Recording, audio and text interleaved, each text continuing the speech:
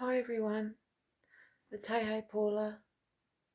How are you all tonight? I'm back in Melbourne. I'm really tired. I did a load of washing and unpacked my stuff. A lot of people wearing masks at the airport.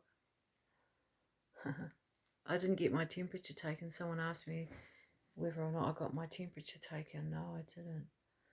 Um, I want to talk real quick about something that bothers me, and it's did I give myself cancer? Did I bring it on? Was it me? Did I do it to myself? Um, the reason I say that is because like when I brought it up with the oncologist, um, he said, "Oh, just bad luck, bad luck, bad luck." So anyway, okay, so 2010, right? I had my gastric sleeve to lose weight. I was about 15 stone because I had my breast reduction and tummy tuck. So that took me down to 15 stone. And a stone is 6.35 kilos or 14 pounds. And 1 kilo is 2.2 pounds. So there you go. That's what a stone is, 6.35 kilos or 14 pounds. So I was 15 stone. So before my gastric sleeve, I found an excellent surgeon here in Melbourne, and he'd been doing this operation for years. It was a real nice bedside manner. So it was going to cost me 3,600, and I had private health, so private health covers theatre fees, some of the anaesthetists, and your overnight stay in the hospital. Anyway, so I had that done. All good. They cut and remove 80% of your stomach. They go in and they staple, and it cuts, and then they stitch, and then they put some sort of sellotapey stuff over it as well, so it's really reinforced. And then they drag your stomach out. It's all done laparoscopically. And before that procedure, I had to go on Optifast for 2 weeks, and you really had to stick to it. And I lost 8 kilos. And people said, "Oh, if you can lose 8 kilos, well, why have the sleeve?" It's like, because there's no way in hell. I mean, I could stick to that Optifast in real life. I was starving. You'd have your bar for breakfast or your shake made with water and lots of ice, and then like a mousse at lunchtime, uh, and then at tea time like 2 cups of non-starchy vegetables, and like you're just eating it, like enjoying every little bit. And the reason why you do that is say it shrinks your liver, so when they go in and do your sleeve, your liver is out of the way because it's such a big organ, and it shrinks it. So I did that for 2 weeks and lost 8 kilos. Anyway, so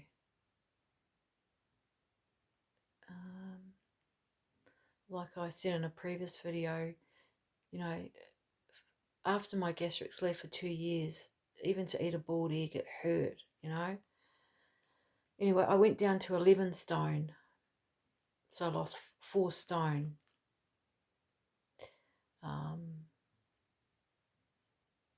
24, 25 kilo, and 14 times 4 pounds. You work it out. Okay. The last few years for me have been a real blur because of the addictions to alcohol and the OxyContin and cancer and rah-rah. Anyway, sorry, I'm really, really tired. Okay, I couldn't find a job. I'd done certificate 3 in community pharmacy. I couldn't find a job. I couldn't find a job in a pharmacy. I couldn't find a job in hospitality. And I relapsed on alcohol after being off alcohol for 11 years. And even during that time working in Halls Creek in the outback where everyone drank, I just wasn't interested. I just gave up. I was in Geraldton with my ex, and I said to a friend, I'm going to buy a cask of wine. He said, no, don't buy a cask of wine. So I said, okay. And then I was sober 11 years. No AA, no, I just didn't want to drink. Anyway, I couldn't find a job, and it was just like beating me up emotionally. I felt like a reject. No one wanted me, not good enough. You know how it is. And so, like I said, I took the lid off my friend's bottle of whatever it was and I licked it. And then it was on. I think I must have swigged it or whatever. And my drink is gin. And so a couple of years after my gastric sleeve, I hit the piss and it escalated. I'm like, oh, I can drink for one day and it's fine. And by the way, I found a job. I found a job. That's where I met the guy that dumped me when I got cancer. He used to drink there. Anyway, yeah, so the drink, I drink a little bit here and there. And then, of course, I started seeing him and I didn't really like him, but you get drunk and the drinking escalates and escalates and you start ringing in sick all the time and then you're not on the roster anymore. And anyway, okay, this alcohol stretched my stomach. It stretched it out. I stuck on weight. I went up to 84 kilo, probably 12 and a half, close to 13 stone. Oh my God. I drink, my tolerance was so high I could drink a 1 litre bottle of gin, which is 2,000 calories, just the gin, and then I'd have diet tonic. And then when I'd finish that, I'd put gin in my coffee in the morning, and then come lunchtime, half the bottle's gone. I'm like, oh, I've got to get some more alcohol. Oh, can't run out. So I'd wobble down to the bottle and get like 2 huge bottles of Sauv Blanc. And then when he came home from work, I'd had 3 glasses lined up in front of me. Gin and tonic, a glass of beer with gin in it, and the wine. So I stretched my stomach out. So no more boiled eggs were hurting my stomach, and I put on weight. Okay. Then I went to rehab in December 2016 for 28 days. Food everywhere in rehab, man. Food everywhere. Cakes, you go into the kitchen here and there's like cakes. Oh, cakes. Oh, just food everywhere. I suppose it's to build you up, build up your body and your brain and stuff, feed your brain. It's when you've been an addict or you are an addict, when you are an addict, vitamins don't get absorbed, nutrients, they just get flushed straight through. So anyway, you see people come in before the 28 days looking like dead eyes, bad skin, and after 28 days, it's just the transformation is amazing.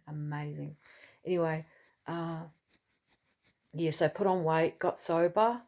I've been sober 3 years in December 2019, just gone, so 3 years and change. Anyway,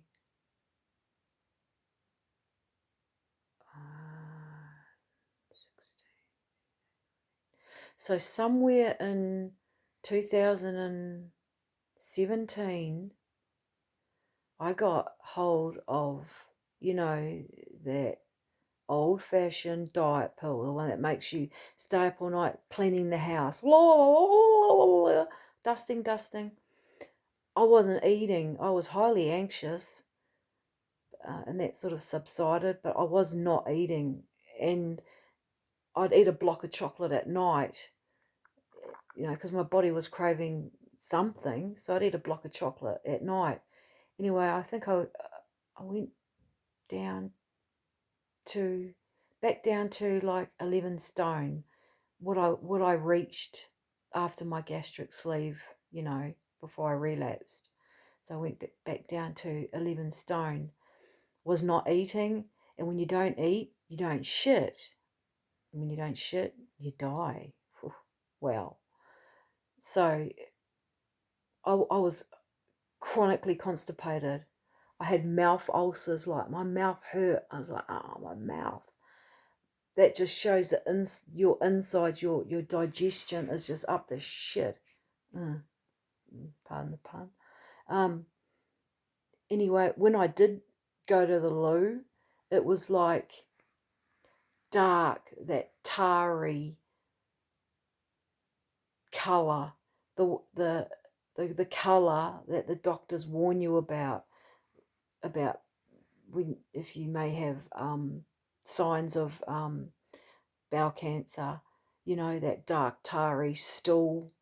And I had that, and you know, I didn't care. And then of course I started tapering down on these tablets, and I just take them like recreationally. I started working part-time at my ex's job, doing a bit of cleaning, and like we'd be like, oh, let's have one today, yeah, let's pop one, you know, and have a, you know, our eyes are like that, and running around cleaning and all happy and high. And then yeah, then like in my first video, 2017 October, the sciatic pain, and then the the the craving of the carrots, and the anemia, and then the going to the loo 4 times in the morning and screaming in pain and having the blood. So did I do that to myself? Was I so desperate to lose weight that I took that drug and just let my health just take a hiding? I mean, they reckon that your tongue, you poke out your tongue and people read your tongue, it says it all. And my tongue was like quivering, which is like a toxed up liver. I had ulcers. It's like, oh, you know, yo, ulcers on my tongue, sort of inside my cheeks. Yeah. So did I do this to myself? Part of me thinks I did, but then it's like they say bad luck. But if cancer's bad luck, well, why do they warn you, you know, about eating lots of fibre, looking after yourself, smoking, drink, not to smoke, not to drink, look after your diet, exercise, and all that stuff. And being overweight can bring on cancer, diabetes, and all that. So it's not just bad luck, is it? It is about looking after yourself. So anyway, that's my lot for tonight. I'm gonna drink my pumpkin soup and watch Love After Lockup. Okay, good night, y'all. This is Hey Hey Paula. Please don't forget to subscribe and like and share if you like. Because like I said, once I reach 1,000 subscribers, we can do a call-in thingy bobby. Okay, cool. Take care, and I'll talk to you soon.